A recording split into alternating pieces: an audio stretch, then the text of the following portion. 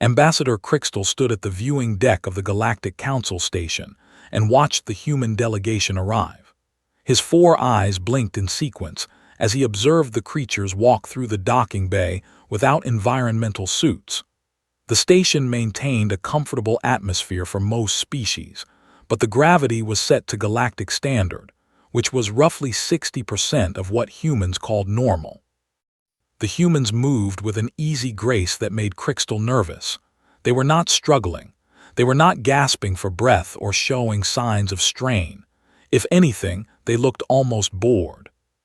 "They adapt so quickly," whispered Counselor Miva beside him, her wings folded tight against her back in the universal sign of discomfort. "It has only been 3 solar cycles since first contact, and they already walk among us as if they belong." Made a clicking sound with his mandibles. "They do belong. The council voted them in as a provisional member species. We had no choice."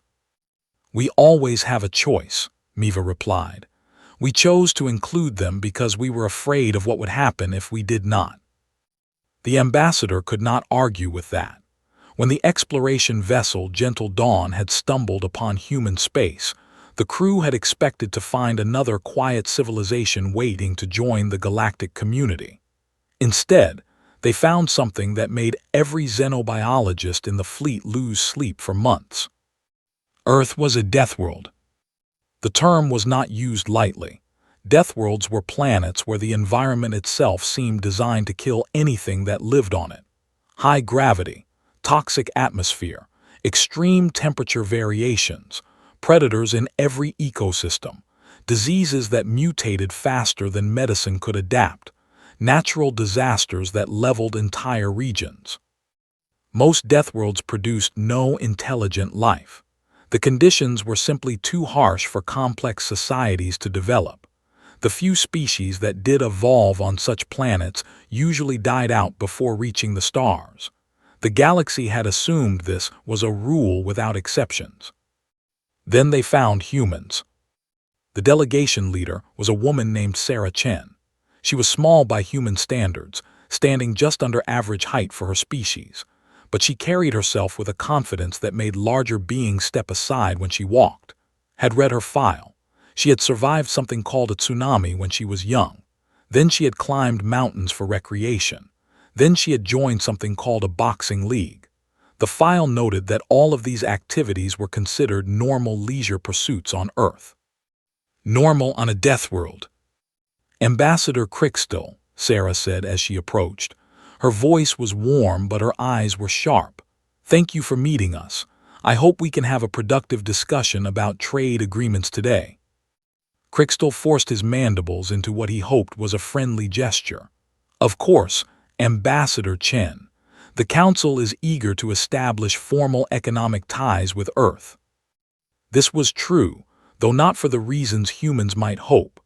Every species in the Council had spent the last 3 solar cycles trying to understand how humans had survived on their planet long enough to develop technology. The answers they found were both fascinating and terrifying. Humans healed from injuries that would kill most species. They could lose limbs and continue fighting. They could survive poisons that would dissolve the organs of a Miva or a Crystal. They ate plants and animals that were toxic to 90% of known species. They had domesticated wolves by sharing their food. Wolves, apex predators with bone-crushing jaws and pack-hunting instincts. Humans had looked at these creatures and decided they would make good companions. "Before we begin," Sarah said, "I wanted to address something that has been bothering me." Felt his secondary heart speed up. "Yes." "The other species. They stare at us. They whisper when we walk past. I have tried to be patient, but my people are starting to notice, and it is affecting morale." The ambassador exchanged a look with Counselor Miva. Neither of them had expected the humans to bring this up directly. Most species would have ignored the behavior or filed formal complaints through diplomatic channels. "I apologize if our behavior has caused offense," Crystal said carefully. "You must understand your species is unique." Sarah raised an eyebrow. "Unique how?" There was no good way to explain this. Crystal decided to try honesty. You come from a Deathworld, Ambassador Chen. Your planet has higher gravity than most inhabited worlds. Your sun emits more radiation. Your atmosphere contains a gas that is corrosive to many biological compounds. Your planet is covered in water, which is lethal to drink for most species without extensive filtering. Your ecosystem includes millions of species that can kill through poison, venom, physical force, or disease. He paused to let this sink in. And your species did not just survive these conditions. You thrived. You became the dominant life form on your planet. You developed technology. You reached the stars. No other Deathworld species has ever accomplished this. Sarah was quiet for a moment. When she spoke, her voice was thoughtful. We never thought of Earth as a Deathworld. It is just home. We adapted to it because we had no other choice. That is precisely what makes you remarkable, Miva interjected. And if I may speak freely, what makes you frightening? The human ambassador looked at the winged counselor with genuine surprise. Frightening? We come in peace. We want to trade. We want to learn about the galaxy and share what we know.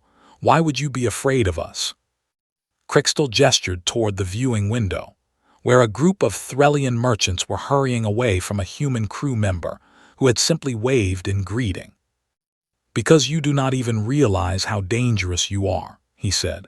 You survived a Deathworld by being tougher, faster, and more adaptable than everything that tried to kill you. Those traits did not disappear when you left Earth. They are part of you, and the rest of the galaxy is not built to withstand creatures like you.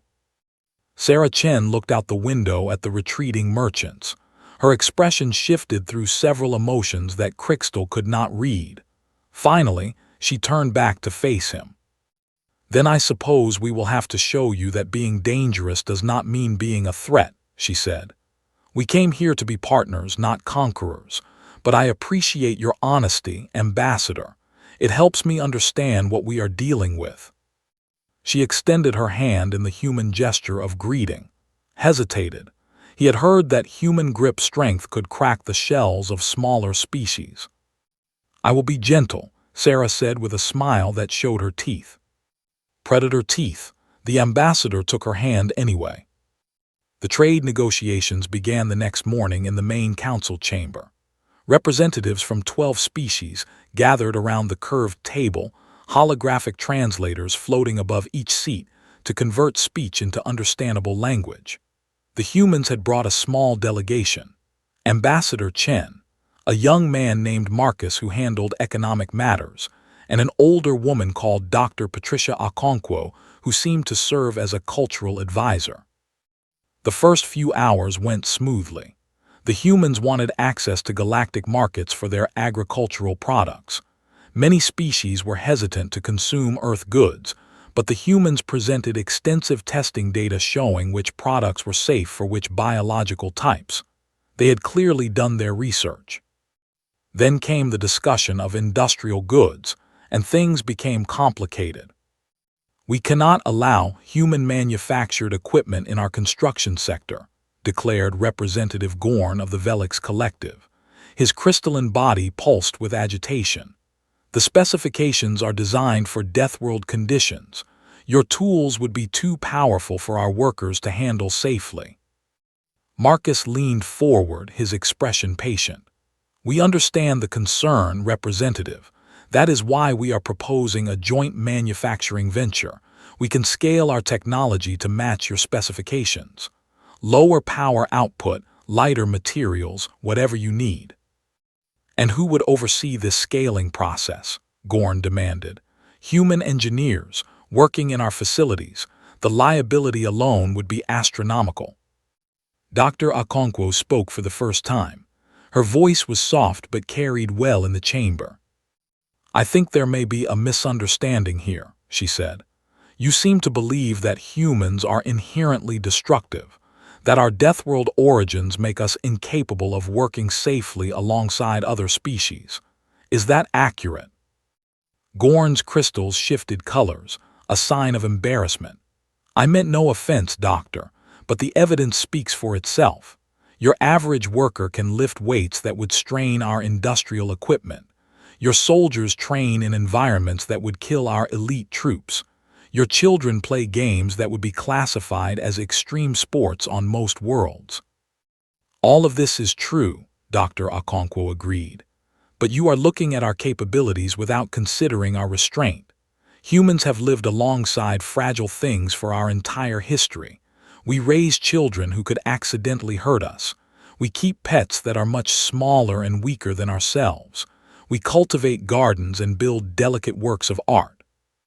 She gestured at the holographic display in the center of the table. May I show something? Crystal nodded his approval. The display shifted to show an image of a human hand holding a small bird. The creature was tiny, barely larger than the human's thumb. Its wings were spread, showing intricate patterns of color. This is a hummingbird, Dr. Okonkwo explained. One of the smallest birds on Earth. Its bones are hollow. Its heart beats over 1,000 times per minute. A human hand could crush it without effort. The image shifted to show the bird being released, flying away unharmed. We learn restraint from the moment we are born, the doctor continued. We learn to control our strength, to moderate our actions, to protect things weaker than ourselves. This is not a skill we need to develop for interacting with other species. We have been practicing it our entire lives. The chamber was silent. Watched the other representatives process this information. Some looked thoughtful, others remained skeptical. Ambassador Chen stood up and walked to the center of the chamber. Several representatives flinched at her approach, then looked embarrassed by their reaction. I want to propose something, Sarah said. Instead of arguing about hypothetical risks, let us demonstrate what humans can actually do. Give us a project, something your workers are struggling with, something difficult or dangerous by your standards. Let us show you how we handle challenges. Representative Gorn made a sound like cracking ice. You want us to give you access to our infrastructure as a test. Not access, cooperation. Send your engineers, send your safety inspectors. Watch everything we do. If we cause any damage or injury, the deal is off and we will pay full compensation. But if we succeed, you agree to open negotiations in good faith. The representatives looked at each other. This was not standard diplomatic protocol. But then again, nothing about humans was standard. There is a mining operation on Velix 7, Gorn said slowly. A collapse 3 cycles ago trapped valuable equipment. The environment is too hazardous for our workers to attempt recovery. Toxic gases, unstable ground, extreme pressure variations. Sarah smiled. Sounds like Tuesday, we accept. The Velix 7 mining disaster had been a tragedy that the collective was still recovering from. 20 workers had died when an underground chamber collapsed, releasing pockets of gas that corroded organic tissue. The equipment trapped below was worth millions of credits, but no species in the council had the capability to safely retrieve it. The humans arrived with a team of 12. They called themselves rescue specialists, though Crystal was not sure what they were rescuing since there were no survivors to save. He had been assigned to observe the operation, along with Counselor Miva and a rotating group of engineers from various species. They watched from a safe distance as the humans set up their equipment. Those suits look inadequate, Miva commented. The human environmental gear was thin and flexible, nothing like the heavy armor that other species would require for such conditions. The suits are designed for mobility, explained the human team leader, a large man named Rodriguez. Too much armor and we cannot move quickly enough. We take the hits and trust our bodies to handle them. Take the hits, Crystal repeated. Rodriguez grinned. Our skin will handle the gas exposure for short periods, burns a bit but nothing permanent, and our bones are dense enough to handle the pressure changes. We have trained in worse. The ambassador was not sure he wanted to know what worse meant. The operation began. The humans descended into the collapsed mine using ropes and handholds instead of the mechanical lifts that standard protocol required. They moved through the toxic environment with a casual efficiency that made the watching engineers go quiet with disbelief. Contact with the first equipment cluster, Rodriguez reported through his communication device. Situation is stable, beginning extraction. On the surface, the observers watched through camera feeds as humans lifted machinery that should have required powered exoskeletons. They navigated tunnels that were barely wide enough to crawl through. They worked in complete darkness when their lights failed, relying on touch and spatial memory to continue the operation. 3 hours into the mission, one of the team members was struck by a falling rock. The observers gasped as the human went down. Then they gasped again as she got back up, checked herself for damage, and resumed working. "Are you injured?" Rodriguez asked over the communication channel. "Cracked rib," the woman replied. "Maybe 2, I can finish the shift." Miva made a distressed sound. She should be evacuated immediately. Internal injuries could be fatal. "Not for humans," Crystal said quietly. "Their medical files indicate they routinely continue functioning with injuries that would incapacitate other species. Their bodies are remarkably resilient." The operation was complete within 8 hours. All equipment was recovered, no human casualties, and damage to the mine structure was minimal. The Velix collective engineers spent the next several days analyzing the results, trying to understand how it was possible. The answer, when it came, was simple and terrifying. They did not overcome the hazards, the lead Velix engineer reported to the council. They endured them. Their bodies absorbed damage that would have destroyed our protective equipment. Their strength eliminated the need for most of our safety mechanisms. Their adaptability allowed them to respond to changing conditions faster than our automated systems. He paused, his crystals flickering with something like awe. They did not defeat the Deathworld environment. They were the Deathworld environment, and they brought it with them. Ambassador Chen attended the debriefing with a satisfied expression. When the engineer finished his report, she stood to address the council. "This is what we offer," she said. "Not danger, not destruction, capability.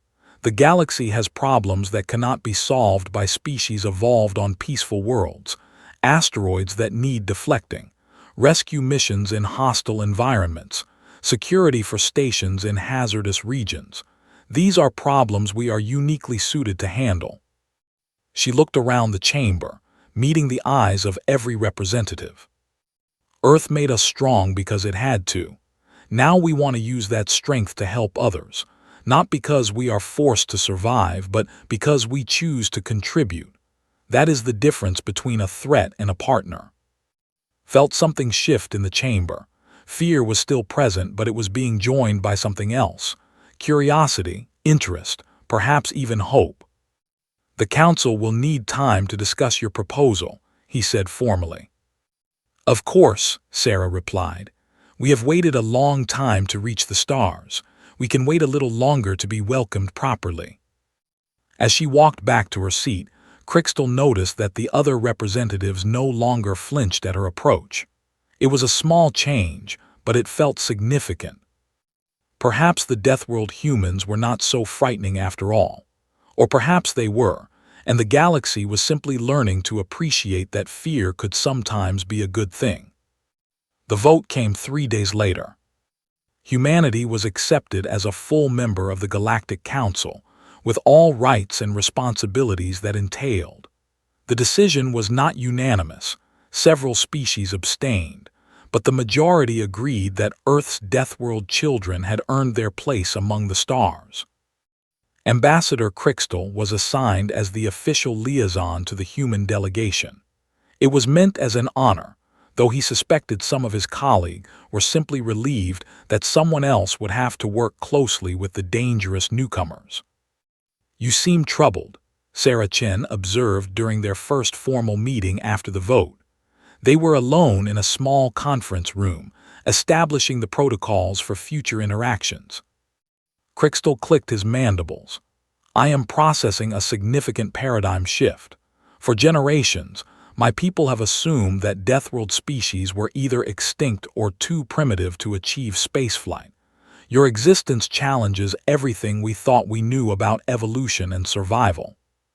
Does that bother you? He considered the question. It makes me curious. I want to understand how your species developed, not just biologically, but culturally. How did you build a civilization on a planet that was trying to kill you?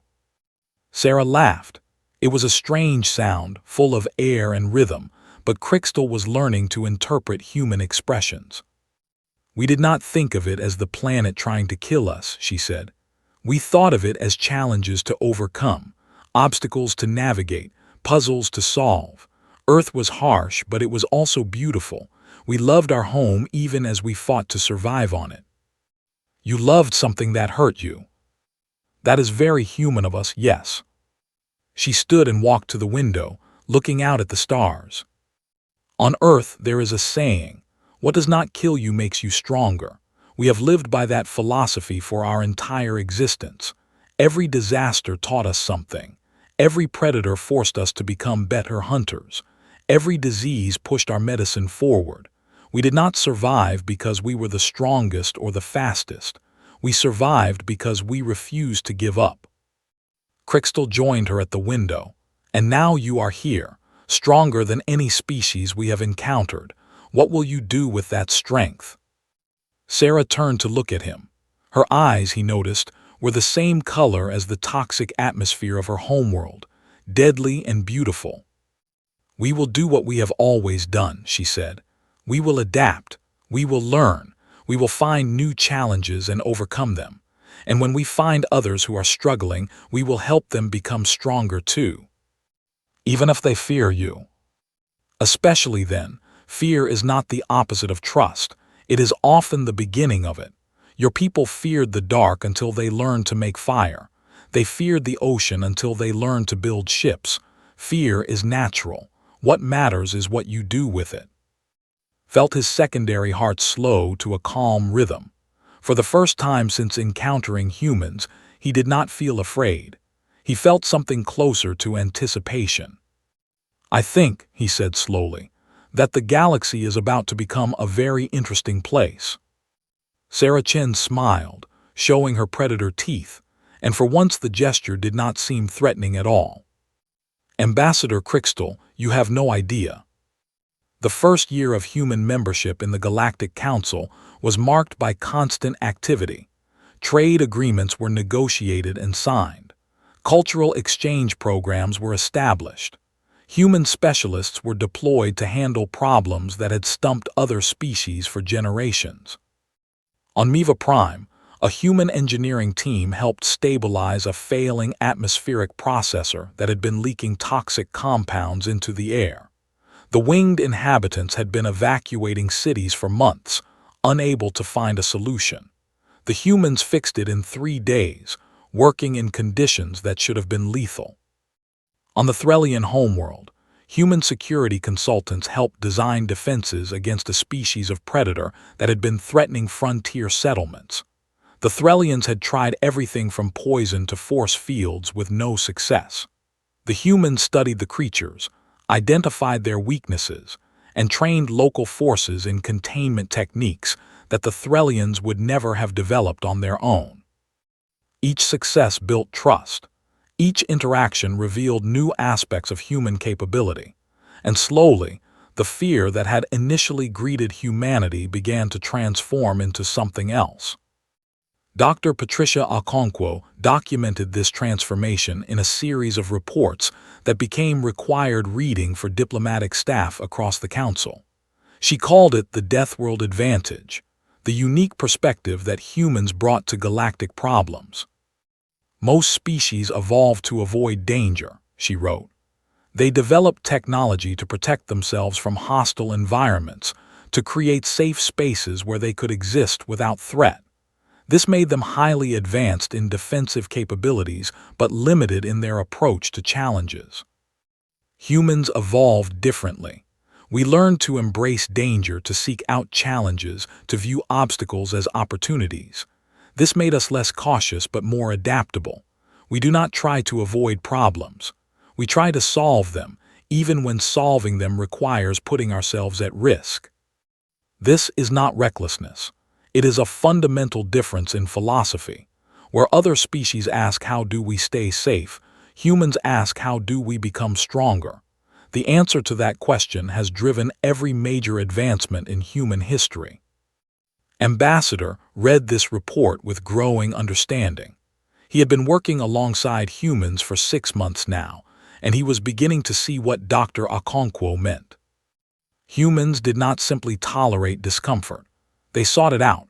They called it training. They pushed their bodies and minds to limits that would break other species, then pushed further. They had competitions to see who could endure the most pain, the most cold, the most heat. They did this for recreation. "I do not understand," he said to Sarah Chen during one of their regular meetings. "Why would you voluntarily experience suffering when you do not have to?" Sarah considered the question. "Have you ever exercised, Ambassador?" "Exercise? You mean physical activity for health maintenance?" "Sort of. On Earth, we have a concept called no pain, no gain. It means that growth requires discomfort. To become stronger, we must stress our bodies. To become smarter, we must challenge our minds. To become better, we must be willing to fail." "But that sounds exhausting." "It is, and it is also exhilarating. There is a satisfaction in overcoming a challenge that you cannot find any other way. When you push through pain and emerge on the other side, you know you are capable of more than you thought. That knowledge is valuable." Thought about his own species. The Krix evolved on a world with gentle seasons and few predators. They had developed intelligence through social cooperation rather than physical competition. The idea of deliberately seeking out hardship was alien to him. "I think I understand," he said finally. "Your Deathworld did not just make you physically strong. It gave you a psychological framework for approaching difficulties. You expect challenges and you welcome them." "Exactly. And that is what we offer the galaxy. Not just our muscles or our technology, but our mindset. The belief that any problem can be solved if you are willing to work hard enough and sacrifice enough to solve it." This conversation stayed with Crystal as the months passed. He began to notice how human philosophy influenced everything they did. Their negotiations were direct and persistent. Their research was experimental and iterative. Their social interactions were casual and honest in ways that made other species uncomfortable. But there was something else too, something that took him longer to identify. Humans cared. Not just about themselves or their own success, but about others. They formed connections quickly and deeply. They remembered names and faces. They asked about families and health and happiness. They celebrated the successes of colleagues from other species and offered support during failures. "You invest a lot of emotional energy in people you barely know," Crystal observed one day. Sarah nodded. "We are a tribal species. On Earth, survival often depended on cooperation. You needed to trust your neighbors because you might need their help tomorrow. That instinct did not go away when we became civilized. If anything, it got stronger. But you are not on Earth anymore. These people are not your tribe." "Everyone is our tribe now. That is how we see it. The galaxy is not that different from Earth. There are challenges everywhere. If we all work together, we can overcome them." Made a clicking sound that indicated amusement. That is remarkably optimistic for a species that evolved on a Deathworld. Maybe that is why we are optimistic. We know how bad things can get, so we appreciate when things are good.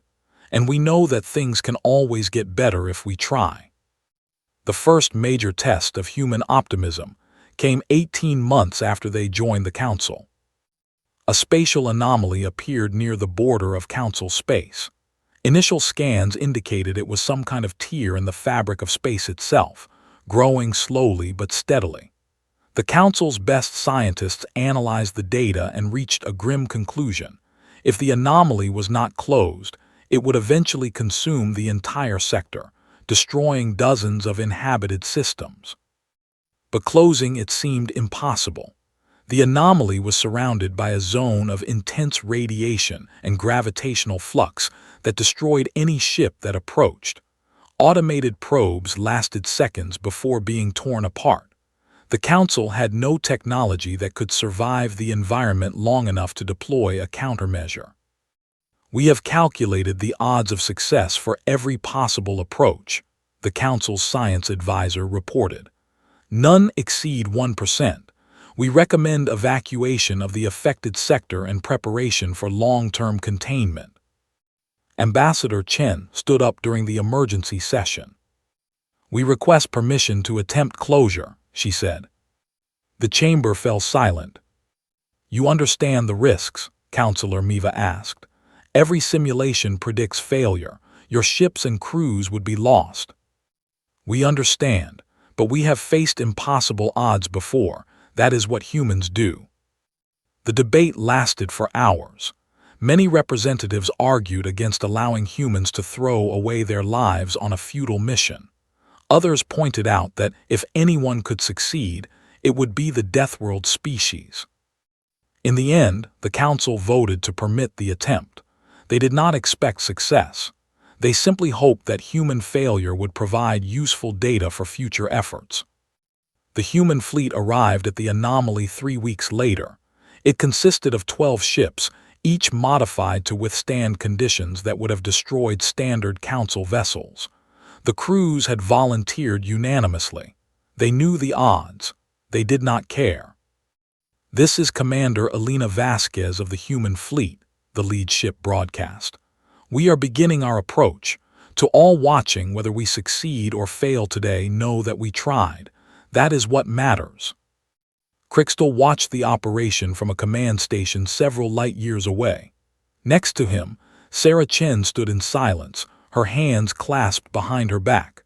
Her expression was impossible to read. "Are you afraid?" he asked quietly.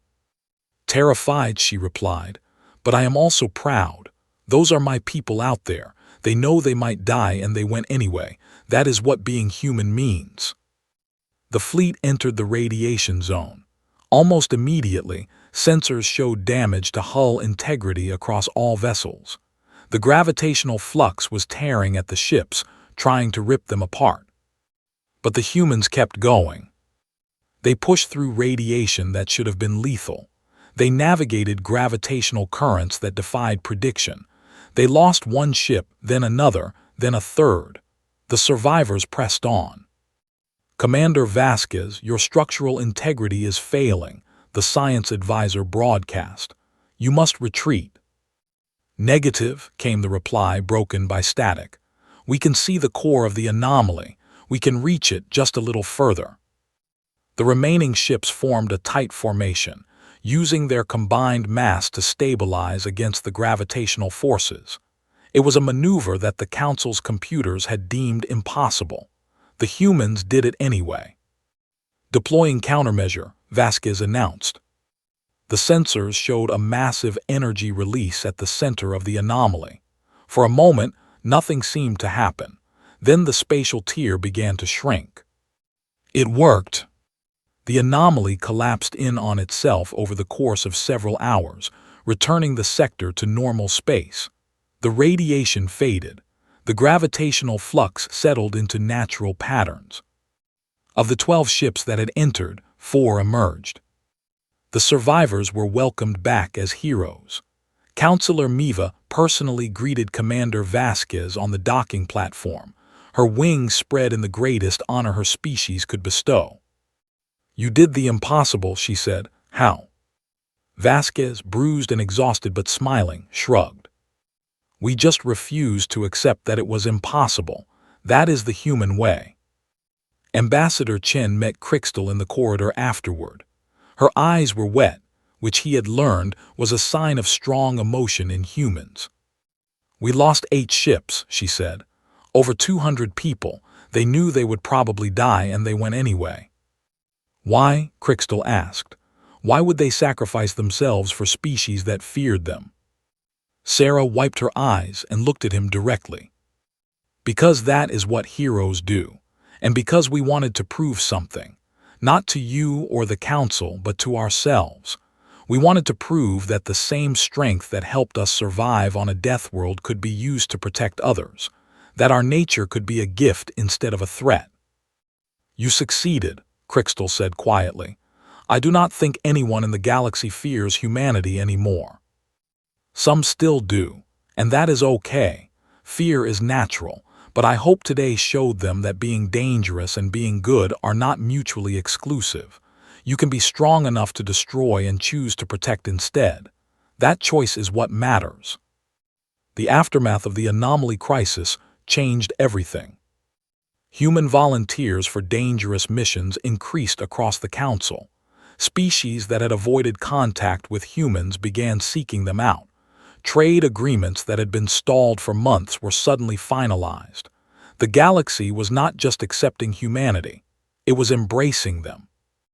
Ambassador Crystal was promoted to senior counselor, the first of his species to hold the position. He credited his success to the insights he had gained working with humans. They taught me that fear is not a reason to reject something, he said in his acceptance speech. It is a reason to understand it better. Humanity came from a death world, and they made that their greatest strength. But their real strength is not physical. It is their willingness to face challenges, to embrace discomfort, and to never stop trying even when the odds seem impossible. He paused and looked at the human delegation in the audience.